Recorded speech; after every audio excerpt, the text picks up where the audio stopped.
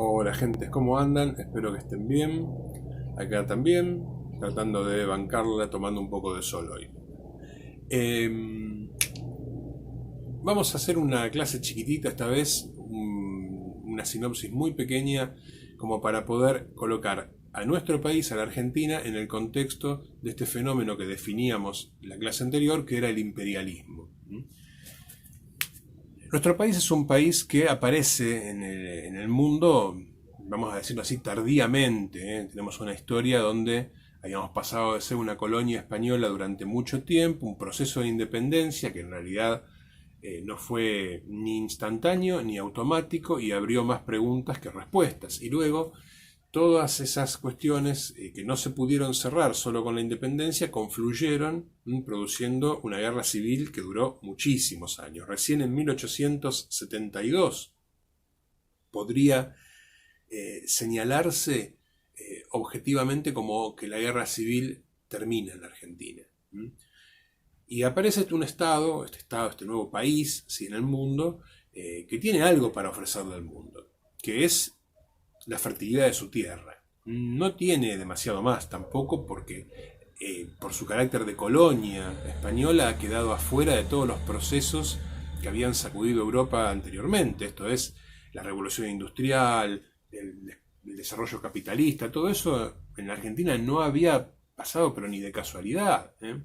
Entonces, lo que la Argentina tiene para decirle al mundo, bueno, con esto quiero participar, son los productos de la tierra.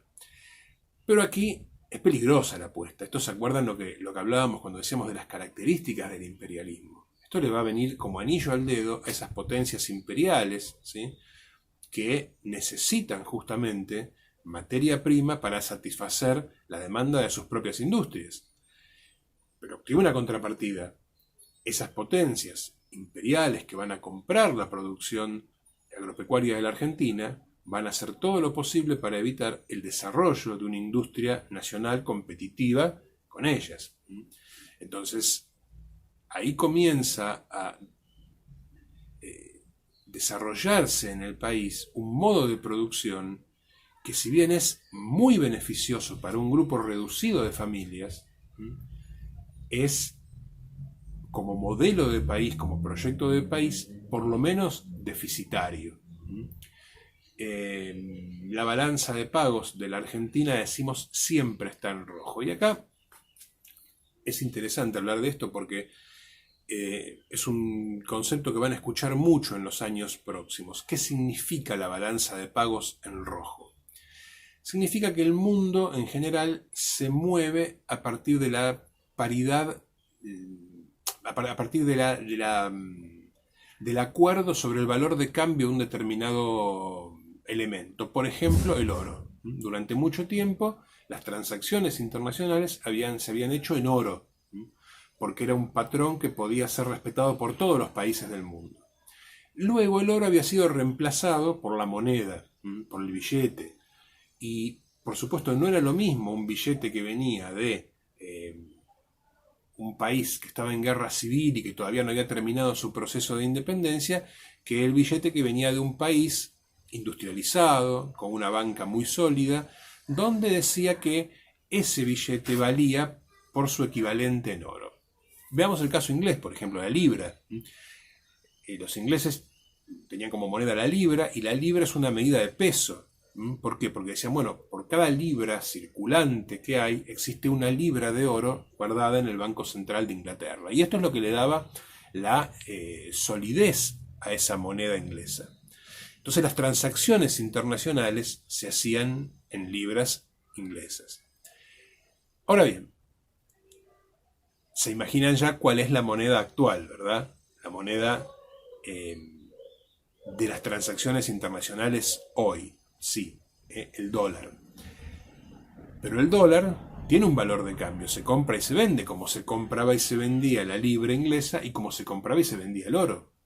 Entonces, aquí comienza el problema. Si yo no tengo la máquina de producir libras o dólares, lo que tengo que comprarlos. ¿Y quién fija cuánto vale mi moneda? El que me vende los dólares o las libras.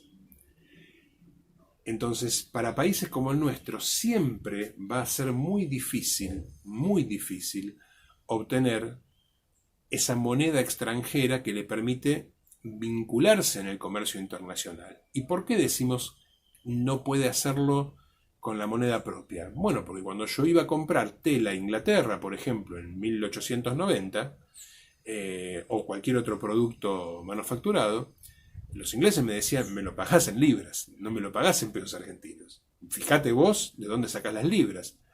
¿Y de dónde las vamos a sacar? Bueno, las vamos a sacar vendiendo productos agropecuarios, ¿sí? ¿A dónde los vamos a vender? A Inglaterra, le vamos a vender vacas, trigo.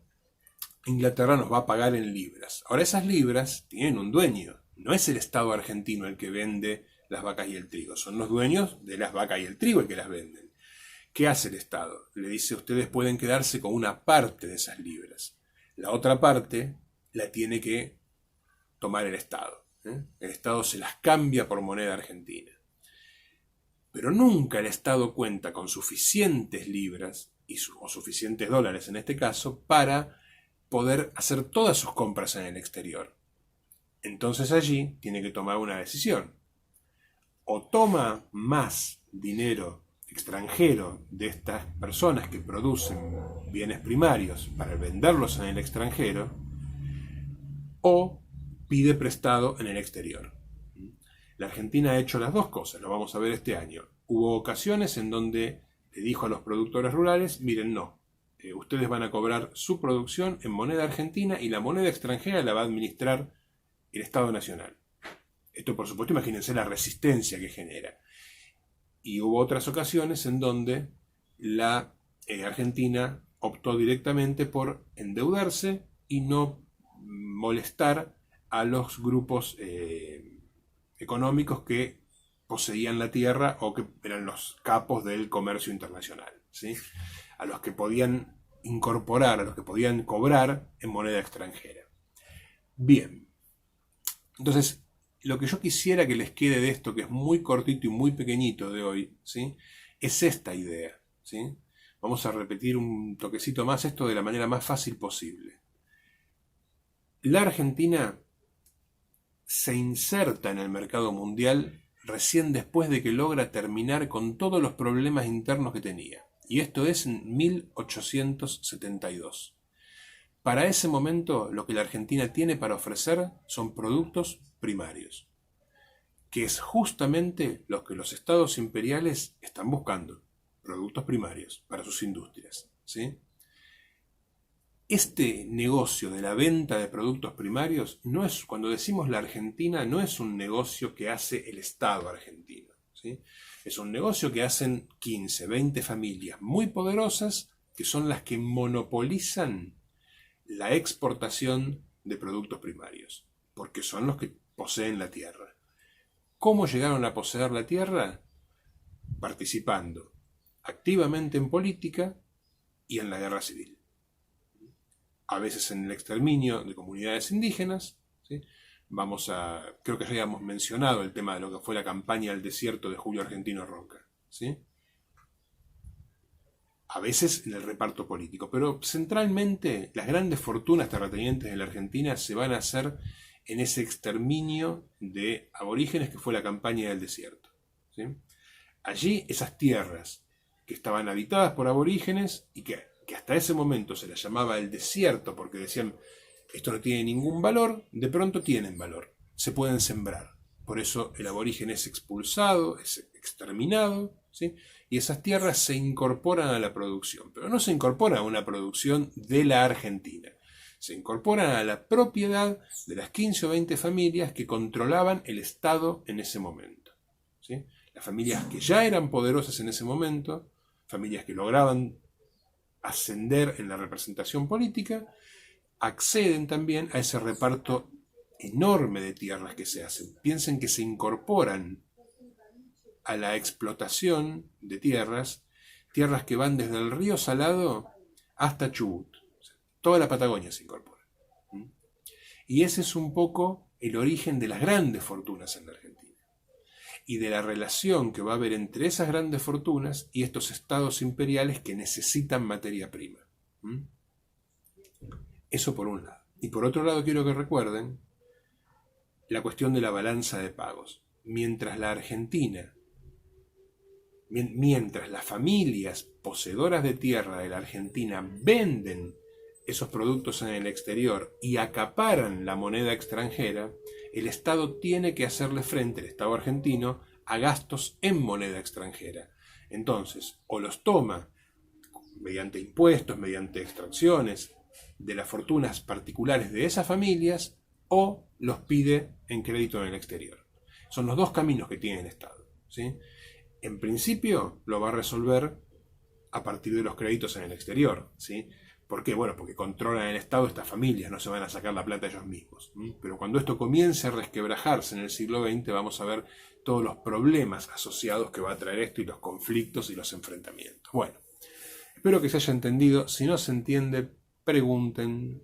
Está en los grupos, el grupo de la página de Classroom. Está el link en YouTube donde voy a subir esto. Pregunten por ahí, pregunten en Classroom. No se coman la cabeza. Estamos yendo bien. Estamos haciendo lo que se puede en una situación que es complicada. Nadie, de nuestra parte al menos, o de mi parte al menos, nadie va a salir perjudicado por estos problemas, ¿sí? No es culpa de ustedes. Tratemos, eso sí, de ser lo más responsable que podamos, de cumplir con las cosas, no tanto por el hecho de cumplir con la tarea, por la nota que me van a poner, sino porque es una forma también de estar en contacto, ¿sí? De no perder ese contacto lindo que uno tiene en el aula, aunque a veces los quiera matar después. Bueno, nos estamos viendo, chicos.